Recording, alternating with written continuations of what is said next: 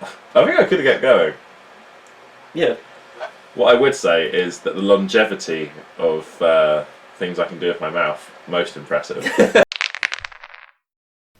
It's Friday from a converted bedroom somewhere in the south of England, only slightly edited and not at all live. They're the cream in your coffee, the double six to your snake eyes, the 22 to your 21, the Rita Repulsa of board games, the titans of the tabletop. They're really good at Catan Jr. They've settled Catan, the sultans of snakes and ladders, the ayatollahs of Agricola, the betrayers at House on the Hill, the kings of Tokyo, the lords of Waterdeep. They are men at work. They put the bang in bang. The champions of the world. The employers of fun. They always have a ticket to ride. Your favourite podcast. It's the Everybody Dice podcast. Who's Rita Repulsa? Did you not ever watch Power Rangers? Oh, God. That actually took you saying Power Rangers to hit Yeah. that reference home, yeah. Wow. Oh, that's... I feel woke. I'm Steve, and today I am joined by... Ivan Ooze. Ivan Ooze. Nice. Cool. And today we are Daryls. You're welcome. Yep.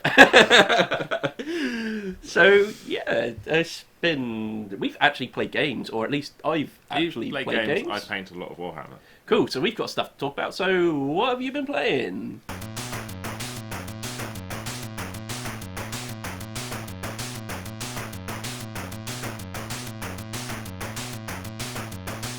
I haven't played anything.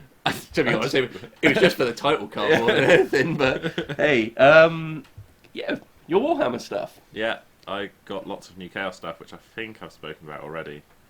What? So the Chaos stuff you're collecting? What was it again? So it's the new Chaos Space Marines, new Chaos Space Marines range, the newer-ish one. Are these more like the things they did with Space Marines, where they made them taller? So according to Games Workshop, there is no size creep with their new miniatures range. So because my Space Marines are a little bit taller, Okay. I can't they look weird next to my old my old Chaos Marines. Sure. So I've started something of a new thing of the old army, but new. Okay. Right. So my old army I always collected Iron Warriors, represent. But it's always been a case of I've tried to aim it more 30k-ish, which is sort of like Horus Heresy style, so older, less chaos and more arsehole. Whenever I see like photos of the 30k stuff, it always looks more inspired like by medieval warriors almost and stuff like that. Like the helmets and stuff like that look more. So like I know like Mark III iron armor has this sort of heavier plate, but it has like a medieval style helm. Yeah. And Mark II as well has something of a medieval grill to it, and each legion has their own culture. So you'll find there are helmets that fit 30k armies quite well that you can put into 40k armies, but their culture really comes out in their style of armour, because the way their legions sort of work slightly different to chapters. Okay. So you'll find that sort of like Chaos sort of have some of the old armour sets and maybe pillage little bits of new armour sets as well. But like they've seen the new Mark X armour that Primaris OP bullshit Marines use, you won't see on old Chaos Marines. Okay. I'm using it like this because, like, in theory, what's to stop there being a Renegade chapter of new Super OP Primaris Marines? Yeah. Nothing. No. No. I imagine it's a fictional universe. Universe. Yeah, it's anything's possible, I suppose. Can't remember what the point was. Oh yeah, I've got new Chaos stuff. GW says there's no size creep. There just is. Like, my guys are taller than my other guys. I've got all my 30k Horus Heresy Marines, and they're like standard Space Marine size, and then a full head taller are these, especially the Havocs. They're massive.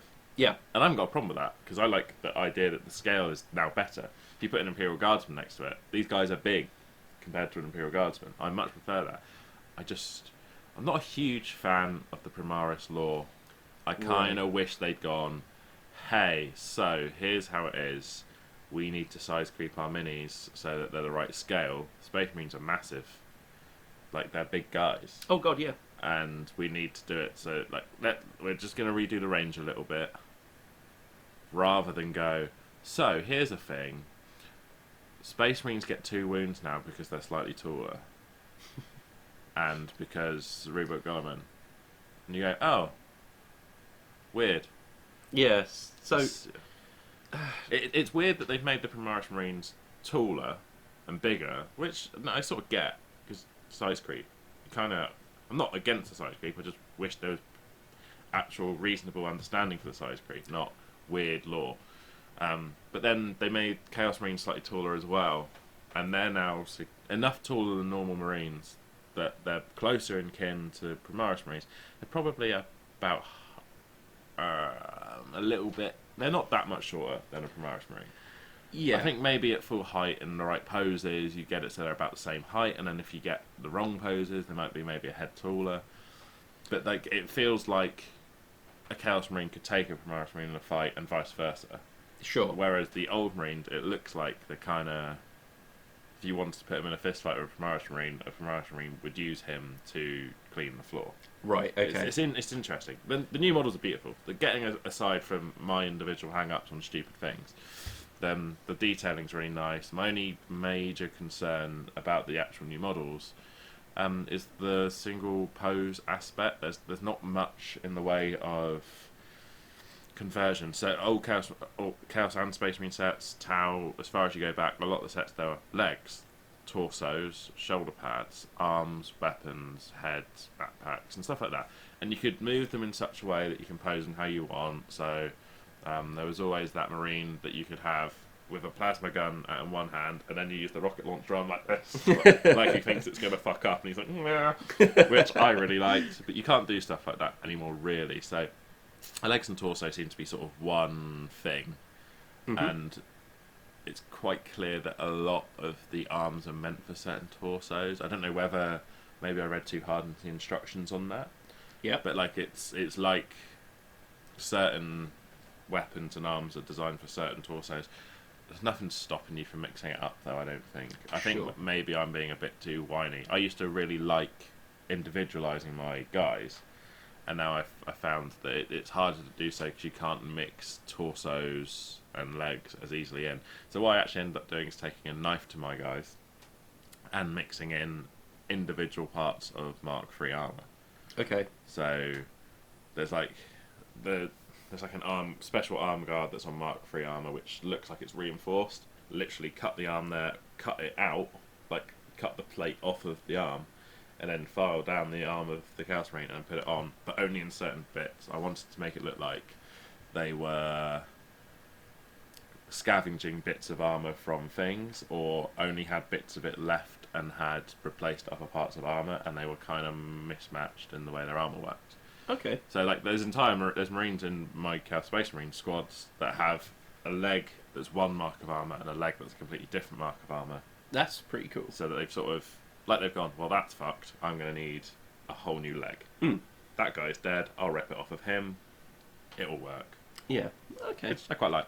But the models themselves are really nice. I'm currently in the process of painting the Lord Discordant, which can be accurately described as angry hooded man on the back of demonic mecha ant. Okay. I don't know about this, because you've told me about the armadillo. The armoured Demonic armadillo. armadillo is the Forge Fiend. Yeah. And what's it called? There's the other one. There's a shooty one and there's a clawy one, and the one that looks more like the armadillo is the one with claws. Okay. Which right. its whole role is to go up to tanks and fortifications, pull open doors, and kill everything inside. Right. Okay. Which I love. I've got my old Helldrake out of the loft as well. What's a Helldrake? Helldrake is a big mechanical dragon that flies around and sets fire to Imperial flyers. So the idea is it flies up, it claws onto Valkyries and other Imperial planes, rips open the cockpit, and breathes fire on everything inside, and then just lets it fall to the ground. Wow, okay. It's really cool. Yeah. All of these demonic engines are something I didn't really visit too hard in my old army, because I was going a bit 30k and a bit less chaos. So there was more of a Horus Heresy army in theme and functioned as a Chaos Space Marine, but without any of the cool stuff. And I've kind of gone, right, let's set that to one side. And I've kept some of my characters and just remade them. Yeah. So the idea is it's the same army later down the line, and they're big fans of demonic armadillos. Okay, right. So the thing is, I can see kind of like a running concept there that basically chaos armoured vehicles as such are basically just things that rip things open like a tin can to get to the food inside. Well, they've got like their old like predators and rhinos and things like that, which are stuff they either scavenge from Marines or they probably have some. I think they've definitely got some Forge Worlds. They make them there's from definitely standard template constructs. But the tanks and stuff is something I went quite heavy with my last army. I'm thinking that now they go, why would we have that when this and then this is like a gigantic mewling spider with mechanical legs dragging itself forward? I think they're terrifying. I think the idea of being nice and safe inside your Lehman Russ and then a hatch opening and you just see a horrible half flesh, half mechanical demon face. It's far more interesting, isn't it, than just another tank? It's far more interesting sitting from across the battlefield, which I've always done, and just going, fire, fire, fire. Which I know Daryl doesn't like that I do, and I know Matt doesn't like that I do. And I don't think I've met many people that like the way I play Warhammer. Right. Because it's quite efficient. Yeah. I kind of want to play an army where I can go, cool, have fun picking which horrible, messed up demon entity you want to shoot at first, because they all do really nasty things. And then there's a couple of squads of Chaos Space Marines for objective taking. Oh, nice. you kind of have to. Yeah. For the most part, it's going to be angry armadillos, spiders, ants, dragon things. I'm just going to get anything that looks mechanical that they've kind of forced a demon into, and the demon's really not happy about it. That's the plan. But they're really nice models, especially the new ones. They're a joy to paint. Yeah, I've said with a weird look, because it's sort of, yes, they're really fun to paint. They look really cool, but man, all that trim is picking it out with the brush is time consuming. Yeah, it's good fun. Right, that's what I've been doing. Like I had a day off. I spent it doing chores, and I painted Warhammer. Nice. That's all I did. Well, seeing as we've been struggling to get a game night together recently, I tried the single player game of Black Angel. Black Angel, honestly, I think it's going to be a great game to play as a multiplayer thing. Nice. I can see it being really, really good. The idea is that it's not a generation ship that you're flying in. It's kind of like the Earth has gone. It's just dead, and a ship is going through space carrying DNA. Yeah, something like that. Post-Brexit, the post-Brexit Earth. And there's a ship going through space which is basically carrying human DNA with the idea of starting up the human race on another planet. You're in a ship that's being controlled by AI. You are an AI, basically, that's in charge of running the ship from basically navigating it through the solar system, dealing with threats and things like that. It's a worker placement Euro game. So what kind of happens is I played against the AI in it, and the AI they've called HAL, which of course is 2000 AD. And I don't like playing against AI characters in games. I still find they're kind of unfair to a point. They have to make them do things that you can't do in order to keep the game as competitive as possible. However, I usually find they're probably too competitive. Essentially, the AI character is scoring points consistently every single round, whereas you can't. You often have to start gathering resources in order to be able to do things. It's got a really interesting mechanic to it where you assign your robot workers to rooms. The rooms then translate into dice whenever you need to re-roll. You roll them, and then you get the choice of keeping one to one side, which is your dice, no one else can use it. All the dice that are in the rest of your pool, though, over the course of the game, other people can buy your dice in order to use them, because they do specific actions. You've got 3 different coloured dice, and they do things from repairing the ship, dealing with threats around different parts of the ship, because it's kind of like you get hostiles in the ships, which I think are called reavers, if I remember right. And they tend to do things like, if you were to place a dice on the action that you want to take, and there's one of these enemies there, it often has bad effects on your turn. So you want to try and keep the ship as functional as possible, even between you. So there's almost an element of, at some point, you have to talk to one another to say, listen, we really need to fix this ship, because at the moment we're not going anywhere, or something like that, because the ship moves forward every single time. You have to refresh your dice. In other words, if you can't because all your dice are gone, or you don't want to use any of your dice left, at which point you have to start paying a victory point cost in order to get rid of them and wipe your section of the board clean to re-roll dice. You move the ship forward at that point when you do that. So it is timed. Your ship's eventually going to reach the planet that it's aiming for. But you can also venture out into space. So it's got loads of pieces to it. Like, you've got your main board, which has all your actions on that you can do. And then you've got a space board, which have these really interesting V-shaped tiles that you take from one side and put on the other side, and then move your ship forward to actually simulate it going through space, which is really neat. And out in space, you can also launch missions. There are places on the space part of the board which say you can go here and you can launch one of these missions if you've got one. And that's generally how you get your points from turn to turn. You also have technology tiles, which you'll be picking up. Some of those have effects that generate at the end of the game to score you more points. You've got your own personal board where you're going to be placing things to get extra things on your turn, like gaining extra resources and things like that. It's one of those games which at first seems very, very complex, but after a couple of turns, you kind of pick up everything that's going. Yeah. And it starts playing. The other thing is, it's really great because in the centre of the board, you have all your little robots that are your kind of like Taskmaster, your task guy, sorry, you are the Taskmaster, essentially. It's the AI, and your robots go off and do all the things around the board. And you have little plastic UFOs that you put your robots in when you send them out into space, which is just a really neat little touch. And yeah, if you've seen, I think I posted one on the Everybody Dice Instagram account of the picture of the robot in the little UFO, which is really, really cool. Really good game. I think we really need to try and sit down sometime and play that with more people. It was released this year, but we didn't get around to reviewing it close to the time when it got released. But I know a lot of people have been saying it's certainly the best Euro game that's been released this year. Although I think some people will argue Tapestry was better. Haven't played Tapestry yet. But like I say, hopefully we can play it at least early next year, maybe, before we start putting together any list for what we thought was the best games of the year, because I think that one's quite important.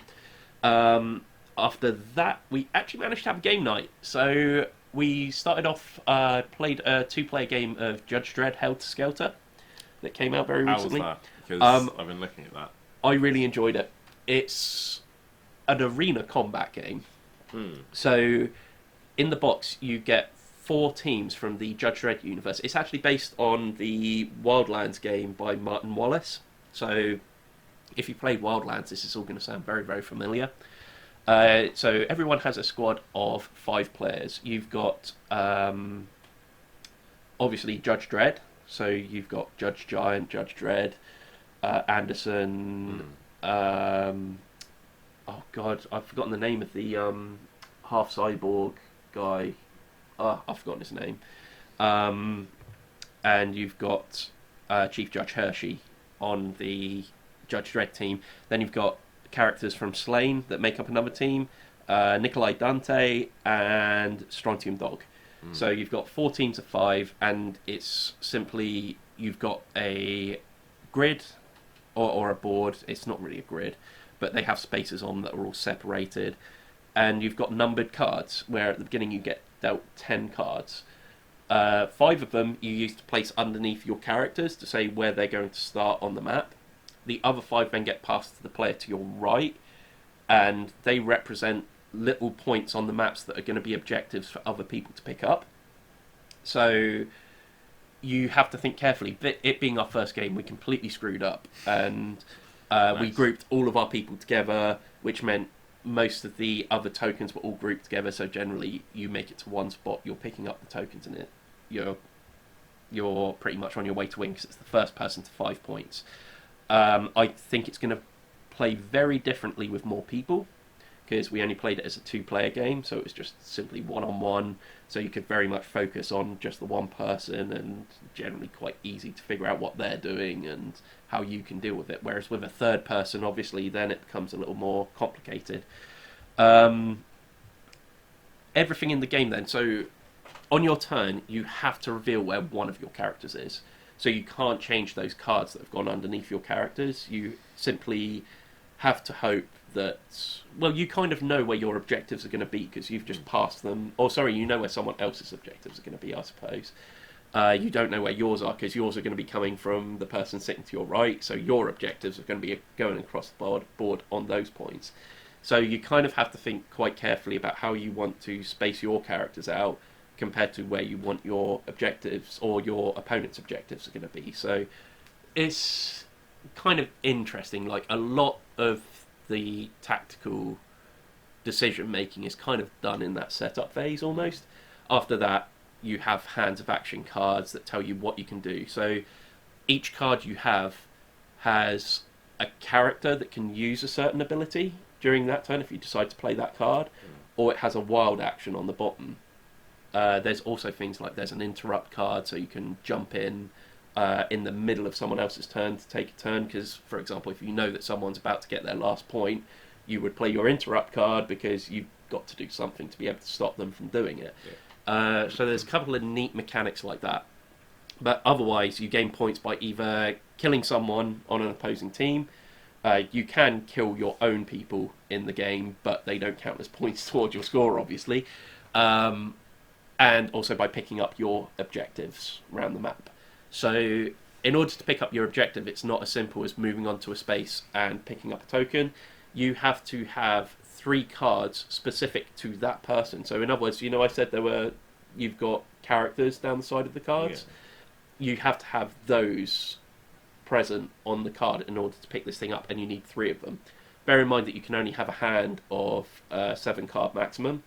Right. So you almost, unless you get very lucky or plan ahead to be able to hold a full hand of cards on your turn, you kind of have to position them on there before picking them up. Right. Either that, or in between your turns, let's say someone decides to take the snipe action, which might be on one of the cards. You've got cards in your hand that can defend against it. Like, you've got ones that can deflect. If you're on space which provides cover, you can use the cover that's on that space in order to do whatever with the shot.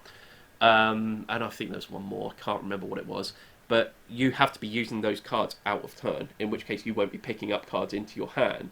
So again, you have to be really careful about how you balance between offense and defense between your hand of cards, because like I said, you're only going to have 7 at a time. And if you use up too many defense cards out of your turn, you're going to be left with nothing to be able to play around with during your actual turn when you can do stuff. So it's quite clever in that regard. And in a way, what that almost simulates is if someone's shooting at you and you're defending constantly, it's kind of like being under suppressed fire. Yeah, you don't have time to go do something if you're currently avoiding getting hit. So thematically, it actually works really, really well. And I quite enjoyed the game, but like I said, I think it's going to play very differently when you've got 3-4 people. It was quite enjoyable when you only have one other person to think about. So as a 2-player game, it actually worked quite well. But in a 3-player game, a 4-player game, it's going to get more chaotic. It'll become more interesting. I'm not saying it'll be bad. I think it'll just be a very different experience, I think. But yeah, that was good. We played Abomination finally, which I'm not really going to talk too much about because we're obviously doing a video review of it soon. What I will say is I did enjoy the game we played with 3 of us a whole lot better than with 2 people. I can probably say with confidence that it's a far better multiplayer game than a 2-player game, if I'm perfectly honest. I really didn't enjoy it with just 2 people, but we'll get into more of that later, because the last thing I want to talk about is Letter Jam. Right. I'm so...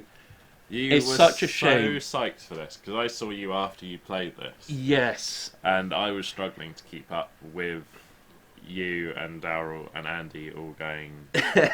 basically having breakdown in front of me. Yeah. It was a bit odd. It's... Daryl doesn't know what a bus is. Okay, I'll explain this, because I'll explain how the game works. It's a fully cooperative game. It's not competitive at all. There's no point scoring. It is 100% cooperative, which is quite rare in games. You usually find, even in cooperative games, they usually put a point scoring thing in there so that despite the fact that you've succeeded, one person has succeeded more than everyone else. Yeah. At which point you're thinking, well, this isn't fully cooperative then, because people are going to be in things for themselves. Letter Jam is incredible. Absolutely incredible. Okay. The idea is that at the beginning of the game, you have a hand of cards. You have to make a 5-letter word out of the cards that you've got, because the cards just have letters on, for the person sitting to your right. You make that word, you take those cards, you shuffle them, you pass them to that person, and they have to lay them out in a 5-card row in front of them. Then starting from the left-hand side over the course of the game, you have a little stand that you put your card in. Okay. You can't see your card. You don't know what letter you have. Right. Everyone else can see what letter you have. At which point the table then has a discussion, because you've usually got, like I said, everyone's got one card that they can't see. So if we were playing in a 3-player game, there were 2 other people's cards you could see, but there's also a row of 4 cards on the other side of the table that no one's playing with, but it just gives you more of a selection of cards to be able to make words out of. You'll say things like, I can make a 5-letter word that's going to help everyone. Or someone else might say, I have a 6-letter word, but it's probably only going to help one person. So you can't get too specific about who it's going to actually help. You then decide between you who probably should give their word, and you've got these tiles numbered 1 to 8, and you just place them in front of the cards. So if you were making the word daddy, for example, you would put the number 1 token on a D, the number 2 token on an A, 3 and 4 would both go on the D again, or if there's multiple Ds around the table, you can spread it out. And then the 5th one would go on Y. Best kind of table is one with multiple Ds. So the object of the game is, when you're pretty sure you know what your letter is on the furthest left-hand side, you then move on to the next right. So you put that card face down, you make a note of what you think that letter is, and you flip up the next one. Again, you can't see it. You do it until either you run out of clue giver tokens. So you have a number of tokens where someone takes one if they're giving a clue as to what word fits around the table. If you run out of those, you have to stop there, and everyone just has to guess at the rest of their letters. Like they have to try and figure it out otherwise. We never actually got to that point. We found we were always getting enough rounds in order to be able to figure things out by the end of it. And then you have to, having figured out what your 5 letters are, or what you think they are, make a 5-letter word. It doesn't actually have to be the 5-letter word that someone's already given you, as long as your letters are correct. Right, okay. Because knowing the order at which the letters are in, you kind of rearrange them round, and the idea is you flip them over to reveal a word at the end. And most of the time, someone's made a naughty word, usually. Yes. More often than not. So the big arguments were about... So explain this bus thing to me, because basically most of the conversation that centered around Ree's birthday was how, given the chance to make a 3-letter word starting with B and ending with S, Daryl went for Boz. Well, here's the thing. I know he had a clue for his letter, which was CL something CK. And the word was intended to be cluck. It could have also been clock. It could have also been click. Yes. So, but and the clack. one word... Yeah, and clack as well. But for some reason, cluck was the one which he decided it definitely wasn't. Even when presented with a clue later on, where we had all agreed. So Daryl was having a horrible time figuring out what his letter was. Like, we gave him several clues that, fair enough, it would narrow down which vowel that was, because he knew it was a vowel, Yeah. but he didn't know which. He had a choice of about 3. I think by this point, in fact, he'd narrowed it down to I or O. He'd completely ruled out. He completely ruled out U. At which point, I gave the clue of, I have a 3-letter word, which is pathetic, but it will guarantee that one person around this table will know what their letter is. Yeah. And I said this. I said it will guarantee that someone will figure out what their letter is. And so we all knew that I was talking about Daryl. Yeah. So I went, B something S. At which point, he went on his phone to see if Boz was a word. Oh, God. Which I it would've turns out thought- it is. The thing is, if you type BOS into Google, I love the idea that it goes, do you mean bus? And Daryl's gone, no, I don't mean bus! Yes, yeah. And, oh, God. But this is why Letter Jam is so great. Because it gets those reactions out of people of, oh my God, how did you not get that?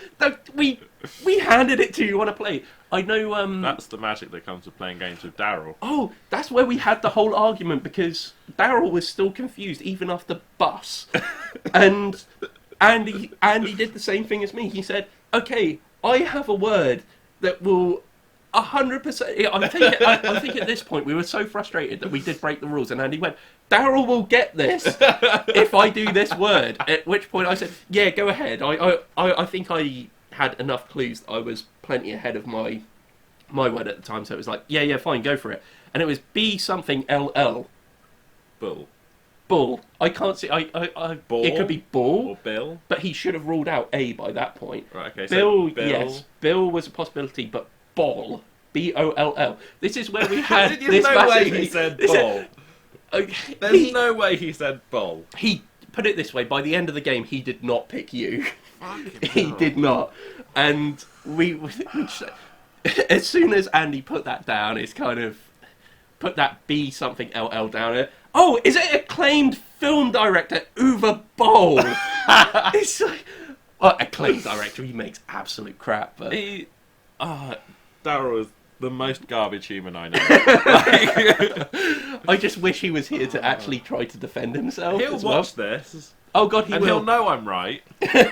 Piece of shit. Ball.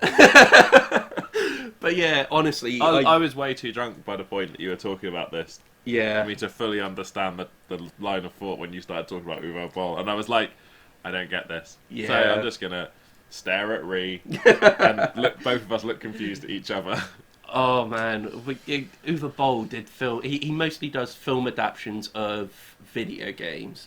So he did an Alone in the Dark film. He did a House of the Dead film. Right. It's and they're all garbage. It's They're worth noting terrible. that games based on films, as a rule, are garbage. Mm. I imagine vice versa, still garbage Yeah, generally. for the most part.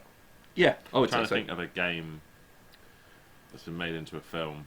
That was actually good. I like the Prince of Persia film. Oh, okay, with Jake Gyllenhaal. Yeah. I haven't seen it. It's okay. Oh, cool. That's about as much as you can expect from a video Yeah. game adaptation, I think. That's good. Good stuff. Mm. But yeah, Letter Jam. It's up Okay. there for games of the year. That's on my list then. I've got to play that. Yes. It's just a shame Daryl for his I've got a being feeling illiterate.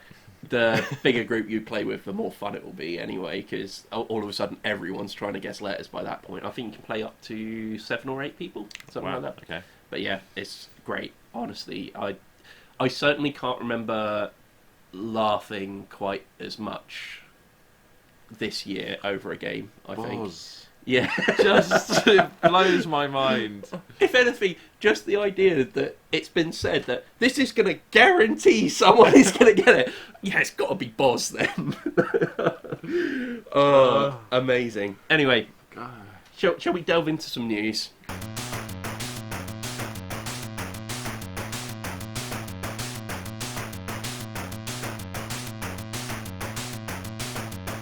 Yes. Okay. News. This is the news. Right. Okay. Jurors roll dice on board game request. Judge obliges. This is from newsobserver.com. And basically, this story is about how Here we go. Jurors rolled the dice last month and asked the judge to buy them board games to pass their time, and he made it happen. I want to do anything we can to make it more pleasant for them, said Bill Davis, a Guildford County District Court judge. Davis had scheduled jurors to be at the courthouse on a Tuesday in mid-November to decide a civil case that ended up being settled before a jury pool could even enter the courtroom. So, that's amazing. Like, I wish I was... I've done jury duty before, and it was painful. I was the guy that took in... I think I took Love Letter in with me, and a couple of us kind of like just played around with it whilst we were waiting to... I think at that point we were just even waiting to be summoned. Because essentially what happens in jury service is you may not even get put on a case. You're scheduled to be there for at least a week. And the idea is you sit in a room until you get assigned to a case. It could be that you're sat there between 9 and 5 for, 5 days, just not doing anything. So you need to take a book or something like that. This sounds like they actually got assigned to a case, but then were sat around in a smaller group, kind of just waiting for things whilst it got settled out of court.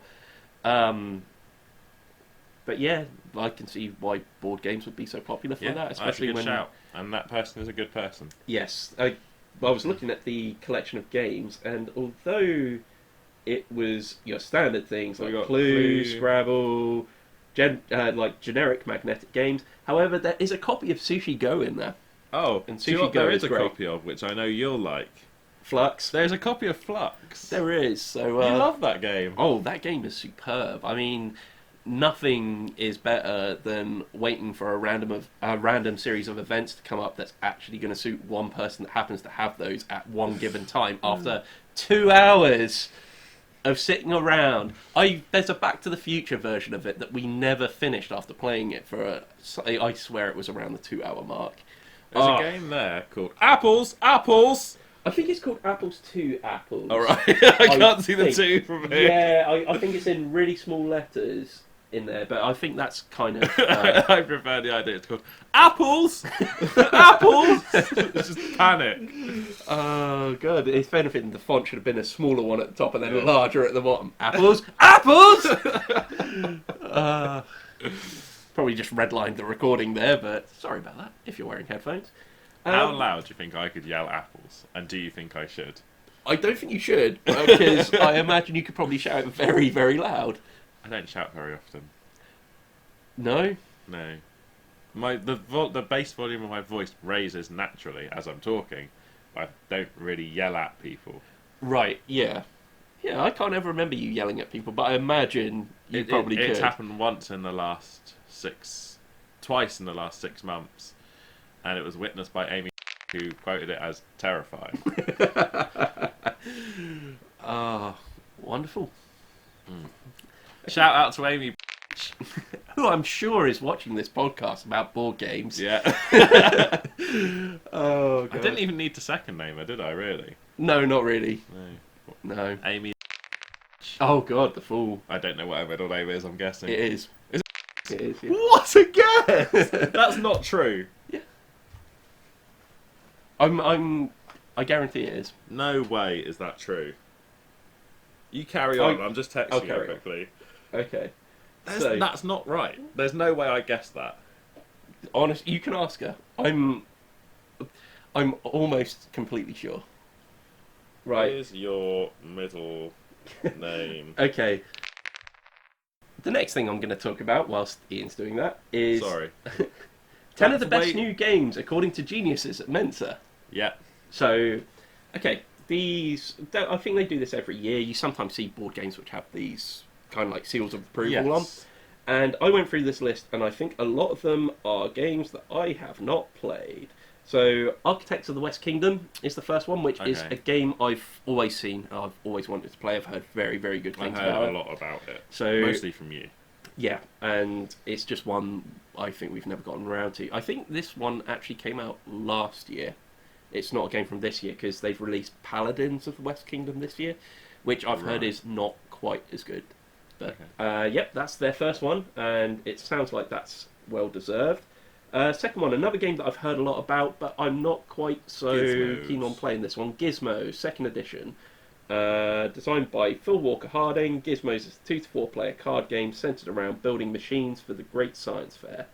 As you play, you use energy marbles to purchase new parts for your creation and amass victory points. What makes a great machine? You'll have to play this Mensa Select game to find out. So I'll mention right now, this is all on an article on bigthink.com. So I'll link to that in the description if you want to go and have a look at these for yourself. A game which, honestly, I was not even really aware of. Planet, board game. Designed by Urtis Salinskas, with art by Sabrina Miramon. Planet is a title placement strategy game that gives players the power to cultivate a world from scratch. How the ecosystem is built, elements, regions, etc., determines which animals can live there, which in turn earns cards for the world builder. This sounds kind of cool. That does sound cool. So, I'm looking forward to the Brexit expansion where everything collapses. oh dear, got to go vote today. I have already voted. Yeah, we're gonna do that later. Right, this one I We own. can actually say who we voted for because we're not. Because you're not supposed to say who you voted for, are you? Because it influences people. But by the time this podcast is out, Yeah, that's true. yeah. The only thing they would argue is you saying it to me. Oh, I'm not allowed to tell Steve, but I can whisper it to you. Yeah, I'm not going to. because I'd hear it in the edit. Yeah. It's whether I edit this before or after. Okay, this one is a cursed game for me, Victorian Masterminds, which It's been on our list of things to do for a long time. every single time I sit down and learn it ready for a board game night, the board game night gets cancelled. So it's kind of cursed. And also, you had a missing piece as well, didn't you? I did have a missing piece, which I did actually get because it was from Command Games, but all of their stuff is done through Asmodee now, and the service was great. I can say that if you've got missing pieces in board games, the service is amazing. They will ship it to you for free if you can prove where you've purchased it from. So yeah, very good service. But yeah, I know how this plays, and I think there's much better games out there in a similar vein to But it. is it top 10? Probably not. I think No. I could name 10 games that I've enjoyed more this year Okay. But ahead of it. this is by Mensa, so I imagine it's the back catalogue of what they're picking from is they're thinking this is for smarts. Yeah, I mean, it's sort of a worker placement game. It's weird. It's kind of got a bit of a twist to it, as in the jobs that are carried out by your workers are actually printed on these kind of like cog-like pieces Okay. that you play face down, and when a place has a certain number of cogs on it, you then turn the pile face up and resolve the actions from top to bottom. So you can do things like there is a cog where you cancel the next action that's underneath it, for example. Okay. So quite often you'll find someone will put 2 discs down of their same colour on one location, at which point what you'd usually start thinking is they've tried to protect that piece, so that piece is probably going to be the guy that stops the next action happening that's on top of it. So, I mean, it's really interesting. It's got a nice twist on worker placement games. It's different, but compared to really, really competently made worker placement games that have been out this year, you know, like you've got Teotihuacan, you've got Gugong, Dead Man's Cabal. I like Dead Man's Cabal. I think I'd play all of them over Victorian Masterminds. However, You I also haven't should probably played it. state that I haven't actually played Victorian Masterminds yet, but getting a kind of feel for how the game's going to play, I think I'm going to prefer those over that. Fair enough. But we'll see. Still a good game, but yeah. Next one, Astro Trash. I have not heard of that. Another one that I haven't heard of. However, it's made by USAopoly, who tend to make games which I go quite a lot. But this one is a family board game, fast-paced family dice board game. Do you remember when Daryl was on the moon? Yes. Astro Trash. It's his new nickname. He is trash. Astro Trash Buckbee. Nice. I like it. Astro Trash William Buckby. Oh, you know that I middle don't name. know his middle name. I guessed again. Oh. Stephen Peter. Damn. No. Okay, another one that I haven't heard of. Blank Slate. The better you are at predicting what other players are going to say, the more points you'll score. Okay, so this sounds like it's the kind of game where you're asked a question and you're trying to answer in the way that someone else will answer, I imagine. Yeah. Which, I've played similar games like that before, I think. It sounds familiar, but I can't place it. There was a similar kind of thing with that Say Anything game. Okay. You know, the one where a person asks a question, everyone writes an answer on the board, and then the person that asked the question picks what they would pick the answer for. Yeah. And then everyone else gets to put votes on it and stuff. It sounds very similar to that. I think it's like you get points for correctly predicting. Yes, yeah, I see what you mean. So they write down what they would say. Yeah. The person who's closest gets points, It's maybe. Or... definitely similar, if yeah, not the same. So, okay, next up, Cat Crimes. Again, another one that I haven't played. Okay, according to Amazon, over 50 million copies of Cat Crimes have already been sold. That's because everybody loves cats. Wrong. Even when they're criminals. That's unfair. I like watching cat videos. I wouldn't like to own a cat. okay. I have owned a cat. Yeah. My prevailing experience of that cat is that she used to sit on the stairs on a dark carpet, and when I used to get home late at night, Used to kick it by accident. I used to have to gently scoot my foot onto every step. I do that with my dog. Yeah. Sometimes I've had it with both dogs, where sometimes they'll sleep at the bottom of the stairs. So if I go down for a drink of water at night, say, you have to kind of creep down the stairs and kind of do this weird thing where you wave your foot in front of you, just in case there's a dog at the bottom of the stairs that you don't want to tread on. So I used to have steps like that, so the cat would be on the step. Yeah. And then I would get my foot and I would place it against the tip of the step and push it under. So if there was a cat, I was going under the cat and not on top of the cat. But what actually ends up happening was maybe 10 times I would do that, step onto every step like a weirdo, and there'd be no cat. Yeah. And then I get sick of it and walk up the stairs like a normal person and put my foot through a cat. And just do it. Oh dear. What makes these cat criminals anyway? Probably nip dealing, I would have thought. With innocent games like Pipsqueak and Sassy, which of the 6 suspects will you choose?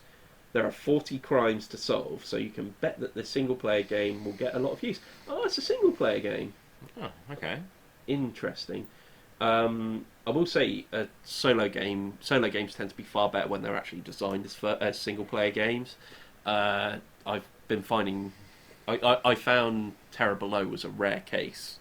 The single player was actually still quite enjoyable when compared to the multiplayer game. We've discussed this a lot recently, haven't we? Yeah, like I find just basic shoving an AI just doesn't work. It's never enjoyable. Okay, what else have they got on their list? They have got Forbidden Sky. Okay, this is the next one in the line of games you like. There's Forbidden Desert, and there's another one. I've forgotten the name of it. I've only ever played one of these, and it didn't really click with me. Okay. I think I might have played Forbidden Desert. It was okay. It wasn't great, so I haven't really played any of the other ones since. It's another cooperative game. Excuse me. Bless you. Thank you. But yeah, I think it's just another one of those. I don't know too much about it, and don't really have a great interest in it. Oh, one of my favourite games next. Railroad Inc. You've told me and Daryl about this before. It was quite a while ago, actually, wasn't it? I sometimes take Railroad Inc. into work with me and just play it during my break if I'm on my own. It's small, it's compact, and it involves drawing. It's one of those roll and write games, but really, really good one, because what you're doing is you're rolling dice which actually have a picture of what you have to draw. So you have to make little railway routes and roads and things like that, and you score at the end. So you can just play it as... To be honest, it's kind of like when you play it with other people, you're kind of all just playing your own single-player experience anyway. You're just rolling dice. Everyone uses those dice to build something, and everyone scores at the end. So in a single player game, all you're doing is just trying to get as big a score as possible with the pieces you've been given. Love it. Totally deserving of any awards it gets. It's actually another one made by Come On Games again. Yeah, But, I know you were ranting and raving about it when you played it first time. I seem to remember I got it during... it was the early part of the year, and I was sick that week. I wasn't sick because of the game and took time off. I was laid up in bed, and I could not get out of bed, and I just sat there and played Railroad Inc. for a good portion of it. And it was really, really fun. Really enjoyed it. Next one is Reef Become One with a coral reef. The name tells you all that you need to know. Okay, then let's move on. Doesn't, yeah, okay. That was it. Oh. So that was 10 games selected by Mensa. That didn't feel like 10, but... Didn't feel like 10, did it? No. Let's have a look.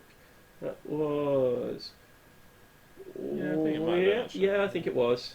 Yeah, 1, 2, 3, 4, 5, 6, 7, 8, 9, 10. It was indeed. Fair enough. Good. We shouldn't really doubt Mensa's ability to count, I suppose. I was more doubting our ability to correctly scroll through a web page. Okay. We've got one more news story, and this is another interesting article about board game designers. This is through Polygon, and this is the most influential board games of the decade according to top designers. So 3 designers, Rob Davio, who does a lot of the legacy games, forgotten the name of the person that made Wingspan. It was Elizabeth Hargrave. Catherine's completely right. Elizabeth Hargrave. And the last one is someone who I don't know, which is Volko Runke, and I hope I've pronounced that right. Yeah, I would say Volko Runk. Runk, maybe, yeah. Okay, so what have they chosen? Okay, Rob Davio has chosen games which I know. 7 Wonders is the first one. It's kind of like a card drafting game. You're kind of like building your own ancient empire, and you all have a hand of cards. You pass them around. It's a drafting game, so you take a card, then you pass them on, and you place it on your tableau. You keep going and going and going until everyone's built their civilization, and then someone wins at the end. It's really as simple as that. It's okay. It's not...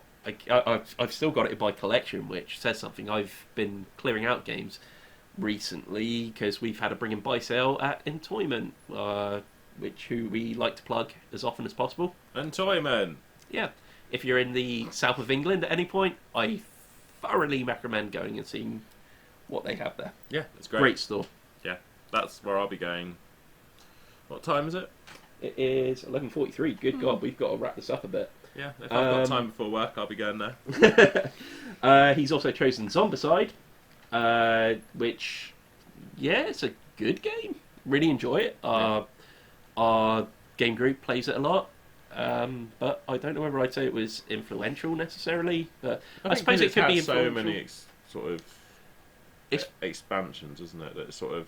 I think it might also be the way they've done everything on Kickstarter as well. I mean, everything's done through Kickstarter campaigns, so sort of perhaps it's more that sort of side rather than how the game actually plays. Thing. Yeah, I mean, I wouldn't go so far as to say that it's an innovative game, like with these mechanics that everyone's using nowadays. It's just a simple roll for combat kind of game, really. Yeah. But, yeah. Yeah, and Time Stories, which I'm going to skip over because it's massively overrated. Elizabeth Hargrave, on the other hand, has picked Castles of Burgundy, which I haven't got, but yeah. She made Wingspan. She made Wingspan. I keep hearing good things about Castles of Burgundy, but, you know. 7 Wonders, again, for a second vote. And lastly, Time Stories again. Good God. Okay, so my issue with Time Stories is it's a narrative-driven game. However, it's got the theme that you're travelling back in time into other bodies, you desynchronize, and then you have to start the mission again. It's Assassin's Creed. That is the problem. The problem is every time you fail at a mission, you have to start again. So you have to go through the exact same processes again in order to get to another branching story, which again goes nowhere. You have to start it again. We lost patience with it and just read everything, and I seem to remember it came to a really unsatisfying conclusion, and I think someone in the game group suggested that we had a night where we just sat by and watched 4 more people play it, just to see them go through the torment and anguish that we all went through. So it never happened, but yeah, I do not own that game anymore. And Volko Runk, Freedom, the Underground Railroad. I've heard of this. I've never played it. Andean Abyss, Insurgency and Counterinsurgency in Colombia. This guy works for the CIA, so... He does, yes. And Churchill, Big 3 Struggle for Peace. So there's... That feels like a sentence put together by a random name generator. Big 3 Struggle for Peace. Okay. Okay, I think we might skip this week doing the We Make a Game segment. Okay. I think we're running a bit low on time. So I apologise if you're looking forward to that. We will save the names that I have down there for next week. We'll switch straight to an audience question, which is, which mechanisms used in one game would be better used in other games? That's from Bollock from Big Lep. I really like the third. The third one? Yeah. Oh, shall we just do new ones next week and say what the choices could have been this week? No, I kind of want to save the third one. It's good. Yeah? Why don't we read them out now and people can choose from them? Yeah, for we'll next do time. that. If you're watching this and want to pick a game for next week's We Make a Game, the choices are Doom and House, Heinous Furry Baseball, or Final Shopping Hero. Final Shopping Hero. That's a Black Friday game right there. It is, yeah. I've got ideas. Yeah. I've got ideas for it. But it's up to people to vote between you. So, yep, They're get gonna on that. pick Doom in House, aren't you? Awful people. Okay. Let's take an audience question.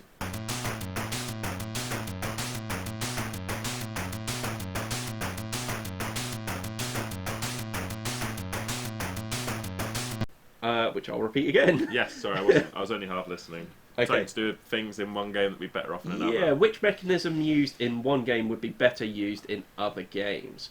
That's from Bollock from Big Lep. What is Big Lep? Oh, sorry, I shouldn't laugh. What is Big Lep? I don't Is know. that where I he's imagine it's a from? place. Yeah. Is that... Yeah, that's what I've got. Okay, I might Google that and just figure out where Big Lep is. Yeah, sure. So, I certainly feel like a lot of this is about combat mechanics for me. I didn't mention this in what we're playing, but I have played a little bit of the Dutch East Indies, and combat in that game is simply you have a cannon power, you roll 1d6, and just add that together. Whoever has the highest total wins. There's no additional combat abilities or anything like that, so that desperately needs combat mechanics from another game, even if it's something like the Journeys through Middle-earth game, where it's more card-based combat, and every card you play also has a different ability on it. I feel like it could really use something like that. That's one that's fresh in my mind right now. I would like to see the tablet style of like going through things, the storytelling aspect of, say, something like Chronicles of Crime in a legacy game. Yeah, that would work really well. So, like, you sort of, rather than go destroy this card and go like that, you're going through it and it goes down and you scan the individual QR codes that are unique to your story as you go. Yeah, that would work a lot better. Because I was going to say, and then at what tablet point would read it out to you in a creepy voice. Yeah, it would definitely work better because I think there's a lot of problems with a lot of legacy games of there is too much busy work in them, in terms of find this thing, take it out, rip it, find this thing, take it out, write on it, and then put it back and stuff like that. There's a lot of that which would just be cut out with the use of an app. Yeah, definitely. I think definitely that'd be really see that. cool. Yeah.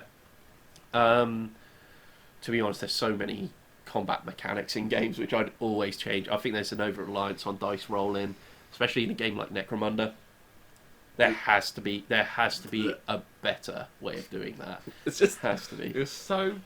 I don't know whether I don't even think we were unlucky. I think the odds were about average. Yeah. And we played for way too long. Yeah. Just hitting each other. Well, you hitting me and me not taking damage, and me missing swinging me. at you Yeah. and you dodging it, and it was just. Ugh. It feels like in the starter box for that Necromunda game, they would have been far better off putting two different factions that weren't so different in there. I know that sounds really counterintuitive, but it seems like when you go big bulky guys against small agile women, it's kind of you just hit a stalemate throughout the entire thing. If you had two people with more similar sets, especially for a starter set as well, where you can learn the rules a bit better. How much of the problem we had was playing the basic game. Yeah. It didn't introduce stuff, because I'm sure Escher have stuff like poisons and things they can use. Yeah. So, yeah, but it's kind of, you do want to introduce the rules little by little, which is what they do. However, chances are, partway through learning those rules, you'll get bored. I think the idea is partway through doing the learning thing, you pick up the grasp of what you need to be doing, you go, right, let's move on. But we've never felt like we'd got enough out of the learning experience, if that makes sense. We never came to the conclusion of our learning experience because nothing actually happened. We definitely need to revisit it again sometime. It's on my jobs list, yeah.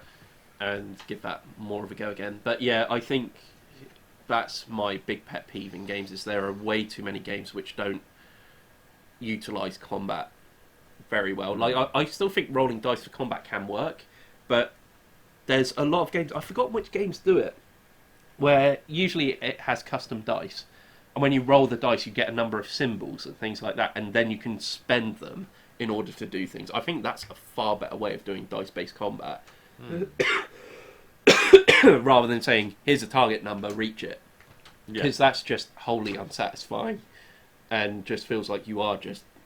Fair enough, you're usually bolstering things with stats and things like that, but essentially you're just resolving everything by rolling a dice at the end of it, and it seems like it's a far better way that the dice gives you resources that you can then spread out through other things. And I've forgotten which games do that, but I've definitely played games like that, and I far prefer that kind of dice-based combat. Yeah, I know what you mean. Yeah. It's difficult, isn't it? Because you wouldn't want all games to sort of go down one route. No, you wouldn't. But do you know something? There are some games that are better suited to mass dice rolls. Do you know what? I've just thought of it as well. Dice Throne. Yeah, really Dice Throne, the way that handles dice-based combat, although that is purely dice-based combat, there's not like an adventure element to it or stuff like that, but you could easily implement something like that. I love Dice Throne. Into really there. Fun. Yeah, yeah. But yeah, hopefully that answers your question. Let's move on to the big topic.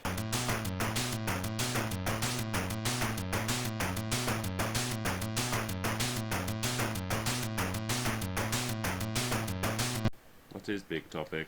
Big topic is, why should you attend a board game convention next year? So, we have booked our tickets for UK Game Expo next year. Yeah. So we are 100% going there, and hey, if you see us there and want to say hello, I at least would be happy to say hello back. You gotta catch me in the right mood. Like, I'm usually alright. Yeah, yeah. I might say hello. Yeah, I mean, you got approached not about the website at all at the last one. I'm sorry? You were wearing a t-shirt. What t-shirt was I wearing? It was a Yogscast one. Yeah, I can't remember what shirt it was. But yes, I was wearing a Yogscast t-shirt, and I got a lot more attention than I thought I would get. And initially it was like, huh, yeah, cool. And then it was like, okay, people are attempting to hug me. This has gone too far. But yeah, I mean, I think we're planning on doing a lot more gaming this time as well. Yes, we are. So, we're going for slightly longer. Yeah, we're going to take a couple of small games with us, I think. Can I interrupt? Sure. Aeon's Burnt End. Aeon's Burnt End? Yeah, we're going back to food. Wait, what? Beef burnt ends. Aeon's beef Oh, burnt ends. God. Oh, my God. That's 2 weeks old now. That's 2 weeks old now. Oh, I'm so glad that happened, though. I saw it out the corner of my eye and went, this is the food puns we had there. It's a game, again, we've never played, but... yeah, we will do at some point. But yeah, by all means, Yeah, sorry. we'll be... I think we're going with a larger group this time, but there's a few We've got party games I think we're taking. Entourage. Yeah, yeah. But why should you go along? Well, for a start, It's... The atmosphere is Yes. awesome. it is. There's loads of people, and they're all in one room, and they're all interested in the same things as you, for the most part. Yeah. There's all the game designers. You get a better insight into everything they're doing. You get to chat to these people. I mean, one of the first games we played was the Sumo Gnomes. Yes. Yeah, with Robbie. Yeah, and we were chatting with Robbie, and it was just really nice just to sort of interact with people who do this for a living, and they got the same passions as you. Yep. And they sort of say their ideas, and you're like, those are some cool ideas. Mm. I mean, there are some where you chat to some people, and they sort of say some things, and you sort of go, you sort of politely go, oh, yeah, that's quite good. Mm. I can't remember what the game we sort of ended up thinking was a little bit...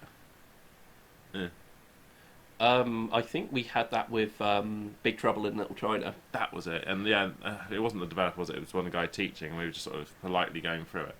Yeah. But yeah, We actually subsequently we bought Big Trouble in Little China, and because we plays, knew we could play it. We wanted to give it a proper go, and we like hilarious rubbish 80s things. Yeah, and we ended up really enjoying the game, but I think that was one of the few worse off experiences we had. That was like the worst experience we had is we played a game that we liked the look of, and the guy who was teaching it didn't quite understand it, and that happened once. Yeah. I think the only other thing was that a lot of games were very, very popular and we didn't get a chance to go on them. Like Mega City Oceania was one. But I don't consider that a negative, because you can always watch and enjoy other people playing. I know that sounds like a really pathetic thing to say, but like, as a group playing Mega City Oceania, you could go over and get an idea for it and chat to them and bounce sort of thoughts off each other and interact. Yeah.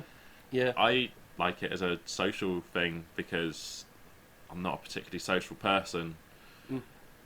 But that's loads of stuff that I really like in one room, and these people probably like those things too. I mean, let's face it, if you are someone that either enjoys the social side of things or wants to get more involved in social things, there's loads of opportunity there. Like, you can set up a table there. There are plenty of spare tables. You can set up a game. Set up a board game by yourself at a table, and someone will want to join you. Yeah, exactly. On the more superficial side of things, there's just a lot of cool stuff there that is probably being shown for the first time. Yeah, this is my reason for going. So, one of the coolest things that we saw last time was Conquest. Yeah. Last Argument of the Kings. There's like a... I can't even remember... It is Conquest, wasn't it? It was Conquest, yes. And Daryl bought a copy of it. A tabletop miniatures game with swords and shields and stuff. And yeah, me and Daryl are looking really deeply into it. I'm waiting for the Nordic faction to be released, which is really soon. Were you waiting for dwarfs? No, I'm interested in the kind of like demonic kind of things that are in the starter box. Yeah.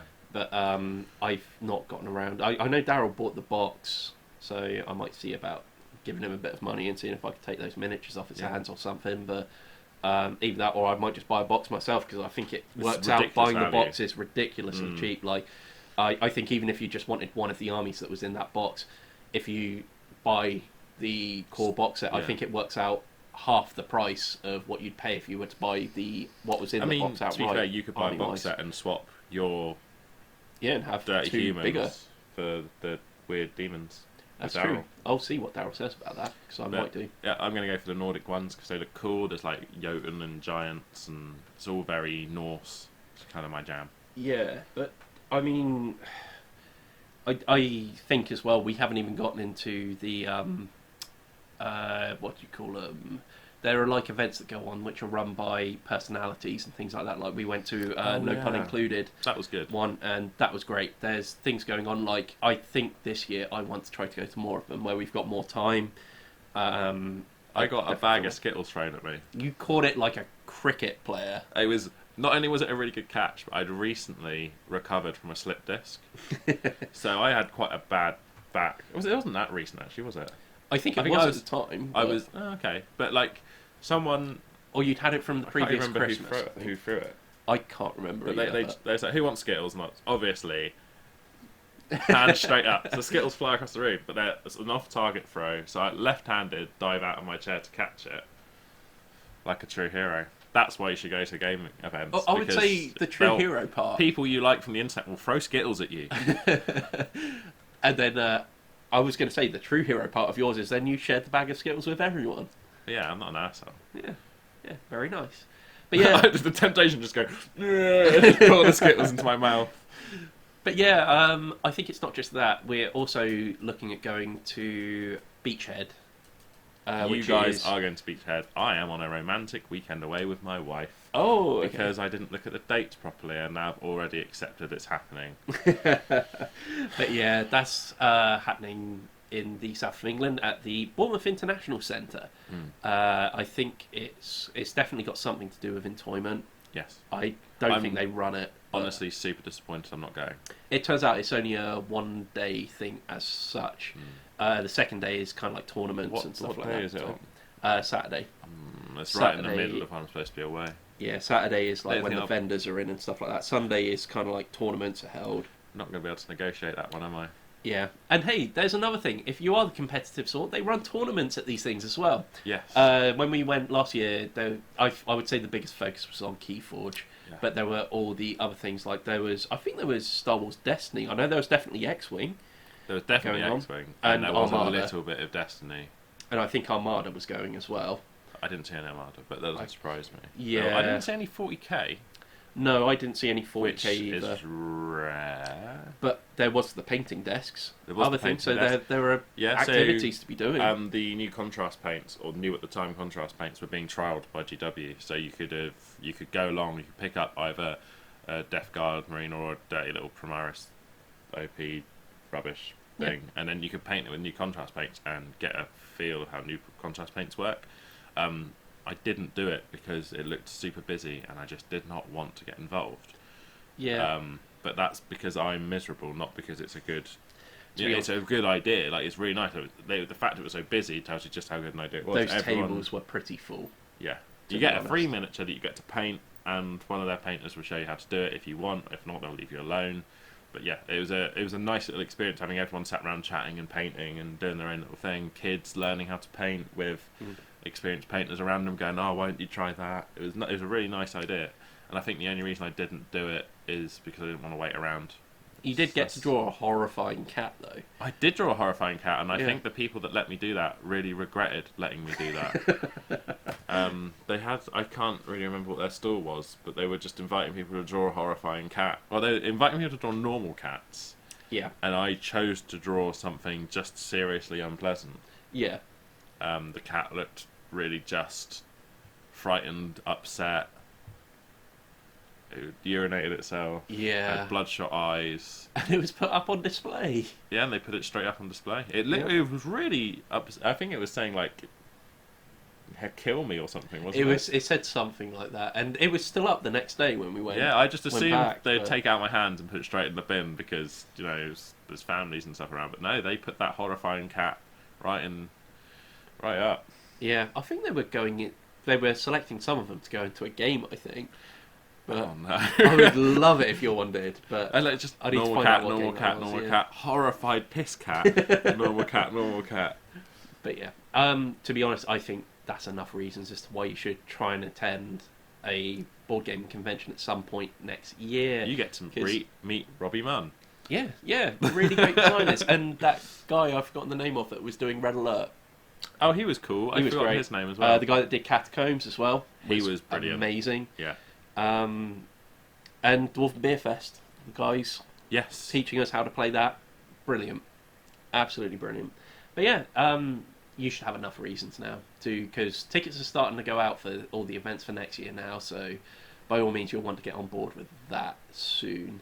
Okay, other than that, I think we'll wrap things up here and like a Christmas present. Yes. This is a Christmas podcast. So this is probably the last one that's going out before Christmas. So after we'll maybe try and get one done before New Year. It really depends on timing. Really, I really don't know how we could do it. We might figure out something. We can't promise that we'll definitely have a podcast, so it could be another 4 weeks till the next podcast, maybe.